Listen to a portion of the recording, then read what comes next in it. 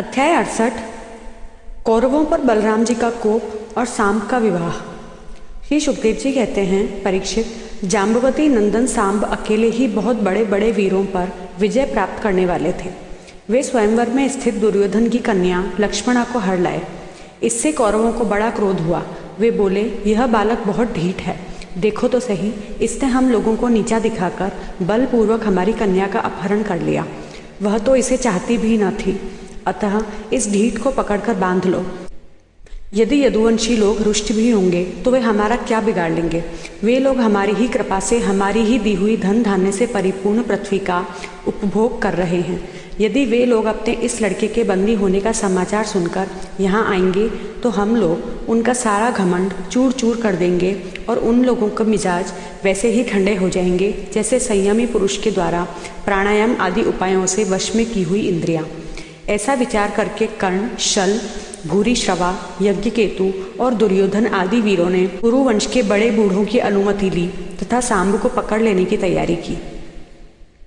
जब महारथी सांब ने देखा कि धृतराष्ट्र के पुत्र मेरा पीछा कर रहे हैं, तब वे एक सुंदर धनुष चढ़ाकर सिंह के समान अकेले ही रणभूमि में डट गए। इधर कर्ण को मुखिया बनाकर कौरव वीर धनुष चढ़ाए हुए सांब के पास आ पहुंचे और क्रोध में भरकर उनको पकड़ लेने की इच्छा से खड़ा रहे इस प्रकार ललकारते हुए बाणों की वर्षा करने लगे। परीक्षित, यदुनंदन सांब अचिंत्य ऐश्वर्यशाली भगवान श्री कृष्ण के पुत्र थे। कौरवों के प्रहार से वे उन पर चिढ़ गए जैसे सिंह तुच्छ हिरणों का पराक्रम देखकर चिढ़ जाता है। सांब ने अपने सुंदर धनुष का टंकार करके कर्ण आदि 6 वीरों पर, जो अलग अलग 6 रथों पर सवार थे, 6 बाणों से एक साथ अलग अलग प्रहार किया। उनमें से 4 बाण उनके 4 घोड़ों पर, एक उनके सारथियों पर और एक उन महान धनुषधारी रथी वीरों पर छोड़ा। सांब के इस अद्भुत हस्त लाघव को देखकर विपक्षी वीर भी मुक्त कंठ से उनकी प्रशंसा करने लगे।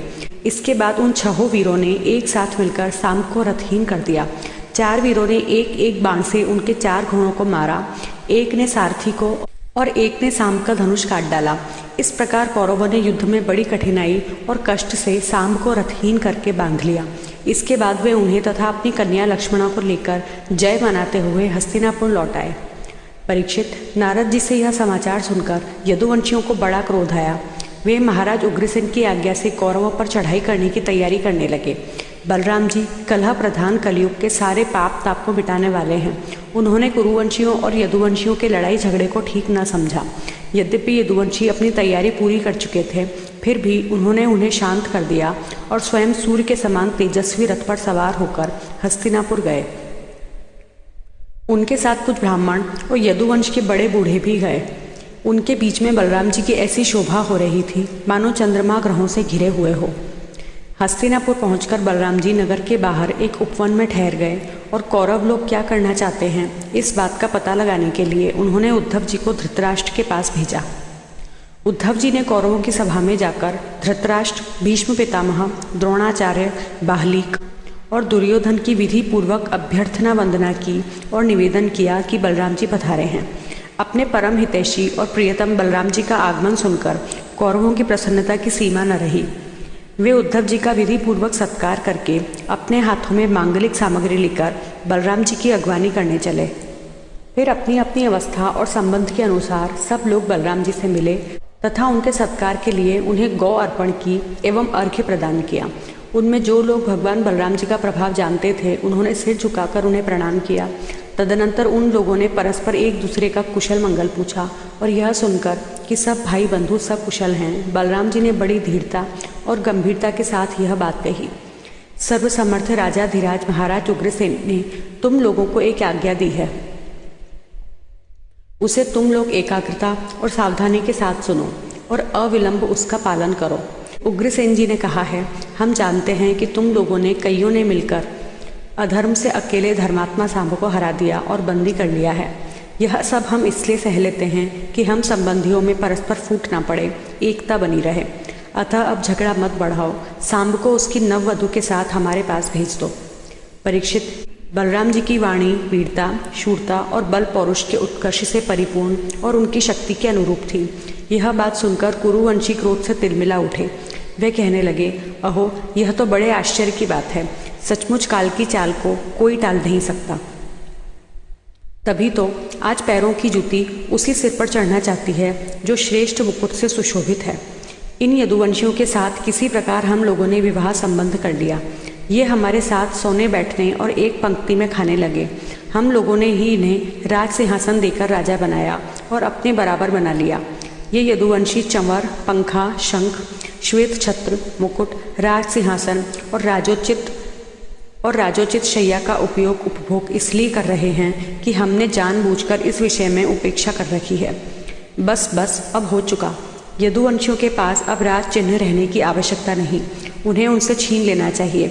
जैसे सांप को दूध पिलाने वाले के लिए ही घातक है, वैसे ही हमारे दिए हुए राज चिन्हों को लेकर ये यदुवंशी हमसे ही विपरीत हो रहे हैं।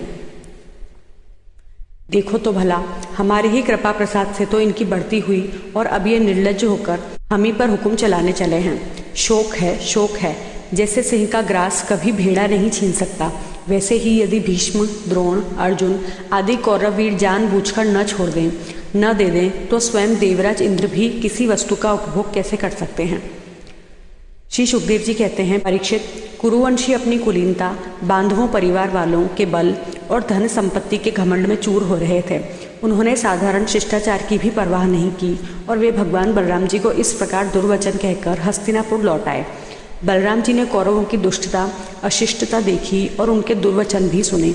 अब उनका चेहरा क्रोध से तमतमा उठा। उस समय उनकी ओर देखा तक नहीं जाता था। वे बार बार जोर जोर से हंसकर कहने लगे, सच है, जिन दुष्टों को अपनी कुलीनता, बल, पौरुष और धन का घमंड हो जाता है, वे शांति नहीं चाहते। उनको दमन करने का, रास्ते पर लाने का उपाय समझाना बुझाना नहीं, बल्कि दंड देना है। ठीक वैसे ही जैसे पशुओं को ठीक करने के लिए डंडे का प्रयोग आवश्यक होता है। भला देखो तो सही, सारे यदुवंशी और श्री कृष्ण भी क्रोध से भरकर लड़ाई के लिए तैयार हो रहे थे। मैं उन्हें शनह शनह समझा बुझाकर इन लोगों को शांत करने के लिए, सुलह करने के लिए यहाँ आया। फिर भी ये मूर्ख ऐसी दुष्टता कर रहे हैं। इन्हें शांति प्यारी नहीं है, कलह प्यारी है। ये इतने घमंडी हो रहे हैं कि बार बार मेरा तिरस्कार करके गालियाँ बक गए हैं। ठीक है भाई, ठीक है, पृथ्वी के राजाओं की तो बात ही क्या, त्रिलोकी के स्वामी इंद्र आदि लोकपाल जिनकी आज्ञा का पालन करते हैं, वे उग्रसेन राजाधिराज नहीं हैं। वे तो केवल भोज, वृष्णि और अंधकवंशी यादवों के ही स्वामी हैं। क्यों? जो सुधर्मा सभा को अधिकार में करके उसमें विराजते हैं और जो देवताओं के वृक्ष पारिजात को उखाड़ कर ले आते और उसका उपभोग करते हैं, वे भगवान श्री कृष्ण भी राज सिंहासन के अधिकारी नहीं हैं। अच्छी बात है। सारे जगत की स्वामिनी भगवती लक्ष्मी स्वयं जिनके चरण कमलों की उपासना करती है, वे लक्ष्मीपति भगवान श्री कृष्णचंद्र छत्र, चंवर आदि राजोचित सामग्रियों को नहीं रख सकते। ठीक है भाई, जिनके चरण कमलों की धूल संत पुरुषों के द्वारा सेवित गंगा आदि तीर्थों को भी तीर्थ बनाने वाली है। सारे लोकपाल अपने अपने श्रेष्ठ मुकुट पर जिनके चरण कमलों की धूल धारण करते हैं, ब्रह्मा, शंकर, मैं और लक्ष्मी जी जिनकी कला की भी कला है और जिनके चरणों की धूल सदा सर्वदा धारण करते हैं, उन भगवान श्री कृष्ण के लिए भला राज सिंहासन कहाँ रखा है। बेचारे यदुवंशी तो कौरवों को दिया हुआ पृथ्वी का एक टुकड़ा भोगते हैं। क्या खूब, हम लोग जूती हैं और ये कुरुवंशी स्वयं सिर हैं। ये लोग ऐश्वर्य से उन्मत्त घमंडी कौरव पागल सरीखे हो रहे हैं। इनकी एक एक बात कटुता से भरी और बेसिर पैर की है। मेरे जैसा पुरुष जो इनका शासन कर सकता है, इन्हें दंड देकर इनके होश ठिकाने ला सकता है, भला इनकी बातों को कैसे सहन कर सकता है।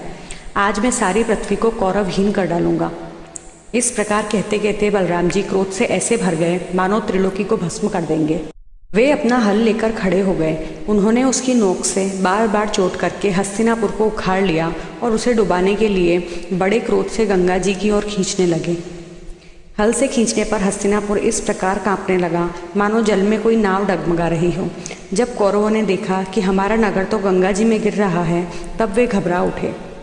फिर उन लोगों ने लक्ष्मणा के साथ सांब को आगे किया और अपने प्राणों की रक्षा के लिए कुटुंब के साथ हाथ जोड़कर सर्वशक्तिमान उन्हीं भगवान बलराम जी की शरण में गए और कहने लगे, लोकाभिराम बलराम जी, आप सारे जगत के आधार शेष जी हैं। हम आपका प्रभाव नहीं जानते। प्रभु, हम लोग मूढ़ हो रहे हैं, हमारी बुद्धि बिगड़ गई है, इसलिए आप हम लोगों का अपराध क्षमा कर दीजिए। आप जगत की स्थिति, उत्पत्ति और प्रलय के एकमात्र कारण हैं और स्वयं निराधार स्थित हैं।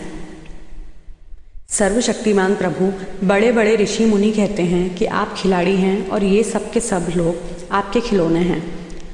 अनंत, आपके सहस्त्र सहस्त्र सिर हैं और आप खेल खेल में ही इस भूमंडल को अपने सिर पर रखे हुए हैं।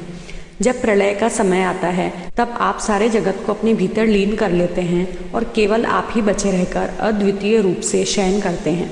भगवान, आप जगत की स्थिति और पालन के लिए विशुद्ध सत्वमय शरीर ग्रहण करे हुए हैं। आपका यह क्रोध, द्वेष या मत्सर के कारण नहीं है, यह तो समस्त प्राणियों को शिक्षा देने के लिए है। समस्त शक्तियों को धारण करने वाले सर्व प्राणी स्वरूप अविनाशी भगवान, आपको हम नमस्कार करते हैं। समस्त विश्व के रचयिता देव, हम आपको बार बार नमस्कार करते हैं। हम आपकी शरण में हैं, आप कृपा करके हमारी रक्षा कीजिए। श्री सुखदेव जी कहते हैं, परीक्षित, कौरवों का नगर डगमगा रहा था और वे अत्यंत घबराहट में पड़े हुए थे। जब सबके सब कुरुवंशी इस प्रकार भगवान बलराम जी की शरण में आए और उनकी स्तुति प्रार्थना की, तब वे प्रसन्न हो गए और डरो मत ऐसा कहकर उन्हें अभयदान दिया। परीक्षित, दुर्योधन अपनी पुत्री लक्ष्मणा से बड़ा प्रेम करता था। उसने दहेज में 60 वर्ष के 1200 हाथी, 10,000 घोड़े, सूर्य के समान चमकते हुए सोने के 6,000 रथ और सोने के हार पहनी हुई 1,000 दासियां दी। यदुवंश शिरोमणि भगवान बलराम जी ने यह सब दहेज स्वीकार किया और नव दंपति लक्ष्मणा तथा सांब के साथ कौरवों का अभिनंदन स्वीकार करके द्वारका की यात्रा की। अब बलराम जी द्वारकापुरी में पहुंचे और अपने प्रेमी तथा समाचार जानने के लिए उत्सुक बंधु बांधवों से मिले। उन्होंने यदुवंशियों की भरी सभा में अपना वह सारा चरित्र कह सुनाया जो हस्तिनापुर में उन्होंने कौरवों के साथ किया था। परीक्षित, यह हस्तिनापुर आज भी दक्षिण की ओर ऊंचा और गंगा जी की ओर झुका हुआ है। इस प्रकार यह भगवान बलराम जी के पराक्रम की सूचना दे रहा है।